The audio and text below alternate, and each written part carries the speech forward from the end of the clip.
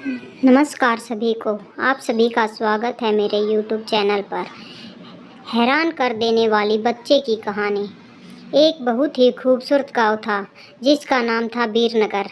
यहाँ सभी लोग बहुत खुशी खुशी से रहा करते थे। गांव में सब कुछ अच्छा चल रहा था और इसी बीच अमेरिका से एक फैमिली अपने पुश्तैनी घर में रहने आती है। उस परिवार में पति पत्नी और उनका छोटा सा बेटा था जो अपने हवेली में रहने आए थे। सभी के आते ही गांव वालों में खुशी की लहर दौड़ पड़ी, क्योंकि यह फैमिली कोई और नहीं बल्कि इसी गांव में रहने वाले एक पुराने जमींदार की थी और गांव वाले उनकी बहुत इज्जत करते थे। सब कुछ ठीक चल रहा था, लेकिन अचानक एक दिन इस परिवार के बच्चे की तबीयत अचानक बिगड़ने लगती है। सभी को लगता है मौसम का परिवर्तन होगा, लेकिन बात तो कुछ और ही थी। धीरे धीरे लड़के का चेहरा नीला पड़ने लगा। आनन फानन में परिवार ने डॉक्टर को बुलाया और डॉक्टर को भी कुछ समझ नहीं आया तो उसने पास में ही बने एक हॉस्पिटल में उन्हें स्वास्थ्य परीक्षण के लिए आमंत्रित किया ताकि बच्चे की बीमारी का पता लगाया जा सके। परिवार ने डॉक्टर की सलाह अनुसार हॉस्पिटल जाना जरूरी समझा। सारे परीक्षण होने के बाद भी कुछ नहीं हासिल हुआ। जैसे ही सारा परिवार गांव पहुंचा तो गांव के कुछ बुजुर्गों ने बच्चे की हालत देखकर उन्हें ओझा के पास जाने को कहा। आज भी गांव में पुराने रीति रिवाज के अनुसार झाड़ फूंक करके इलाज करने की प्रथा कायम है। परिवार सभी सदस्य बच्चे के लिए ओझा के पास भी जाने को तैयार हो गए। गांव के पास ही पहाड़ी में एक बाबा रहते थे जो कि काली विद्या में भी माहिर थे। जैसे ही उनके आश्रम की सीढ़ियों में वह बच्चा अपने परिवार के साथ पहुंचा तो ओझा जोर जोर से चिल्लाने लगा, तू क्यों आई है? इतने वर्षों के बाद भी तेरा बदला शांत नहीं हुआ।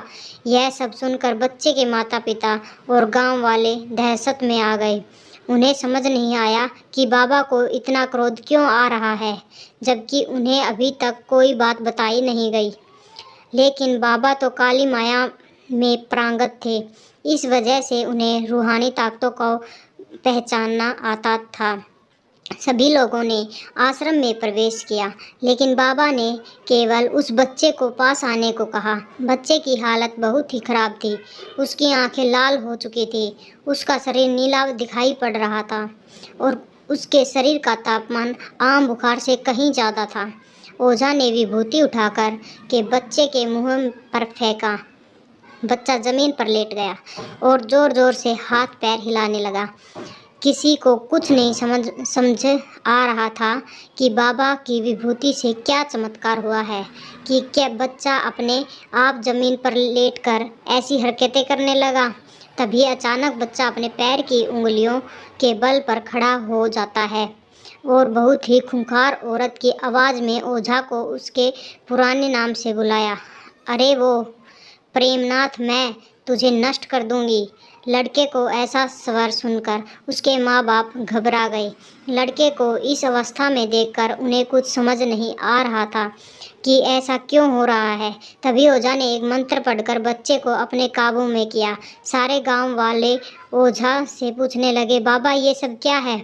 यह बच्चा ऐसा क्यों कर रहा है? तभी ओझा ने बताया कि इसके अंदर कोई चुड़ैल आ चुकी है जो कि आज से 70 साल पहले चोरी के आरोप में जिंदा जला दी गई थी।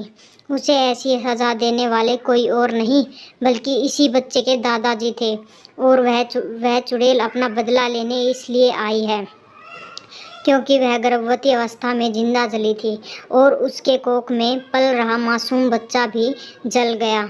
इसी वजह से वह उस वंश बच्चे को भी दर्दनाक मौत देना चाहती है ताकि उसका बदला पूरा हो सके। ये सारी कहानी जानने के बाद उसके परिवार वाले ओझा के सामने गिड़गिड़ाने लगे और अपने बच्चे की जान की भीख मांगने लगे। तभी ओझा ने अपनी घोर तपस्वी शक्ति से मंत्रों के उच्चारण के साथ उस चुड़ैल को मासूम बच्चे से बाहर निकाल दिया और कुछ ही क्षणों में बच्चा सामान्य हालत में आने लगा। सभी को लगा कि सब कुछ हमेशा के लिए ठीक हो गया है, लेकिन यह तो एक शुरुआत थी। अगर आप सभी को वीडियो पसंद आई हो तो लाइक, शेयर, कमेंट ज़रूर कीजिएगा और चैनल को सब्सक्राइब ज़रूर करें। धन्यवाद।